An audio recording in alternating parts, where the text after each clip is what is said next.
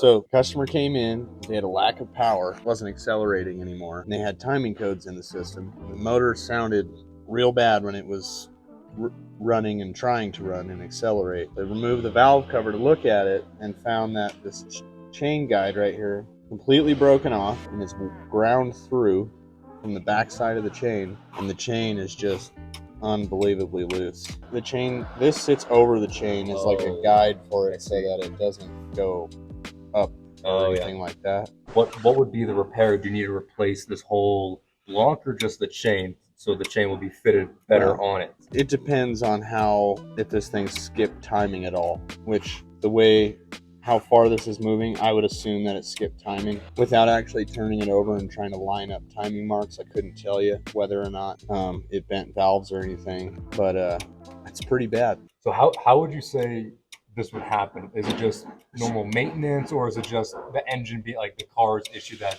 this is a routine thing that might happen? This is just actually it's a very common thing on these 2.4 liters. They break constantly. You'll always see this is broken at the top, and it doesn't always mean that the chain's going to be this loose. When the chain's this loose, it means something else failed too. Like usually you'll have this one break.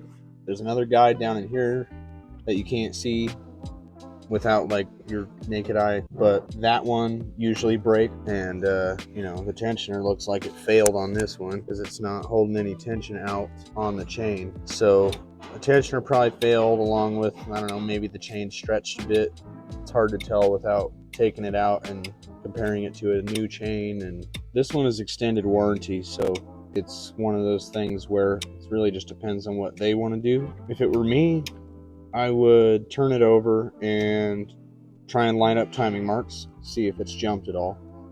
If it hasn't jumped, then we can definitely do new timing chain, both chains. There's this chain and there's a secondary chain, that's the balance shaft chain underneath. Do both those chains, both of these solenoids, and all new guides and tensioner. Worst case scenario in this event, this one's going to need an engine.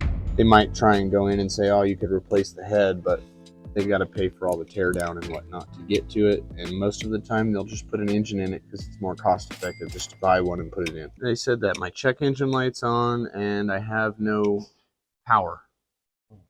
Car doesn't accelerate anymore. Well, I wonder why. It's broken. Well, I mean, I feel like if you're going to buy one of these that's got a 2.4 in it and treat this chain like it's a timing belt. Timing belts have service intervals. So, maybe you need to do this every 100,000 miles like you would a timing belt. You're going to come in and check your chain and make sure it doesn't have slack and that this guide's not broken or rubbing through it all, since it is such a common failure on these. GMC, Chevy, they both use this engine. So, I mean, it's going to be both of those that has this engine. They're kind of assuming it needs timing chains, but it depends on what they want to do with the best bang for their buck. And well, this is a transverse setup. So your transmission is right there, engine is right here.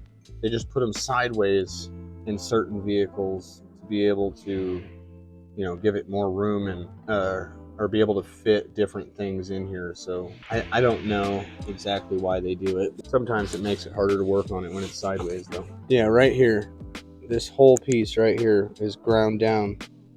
Normally this sticks over about the length of my fingernail, because with this up, I mean, there's usually a plastic guide right here that this rides on. Yeah, if one of the cams jumps timing, which you can see see how this is right inside, and then you lift this up and the teeth are now out of the chain, it's going to be real easy for that to just bloop and skip a tooth.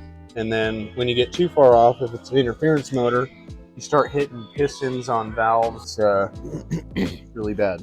Engine goes boom. Yeah, when you take the valve cover off, it definitely presents an issue. So yeah, pretty bad.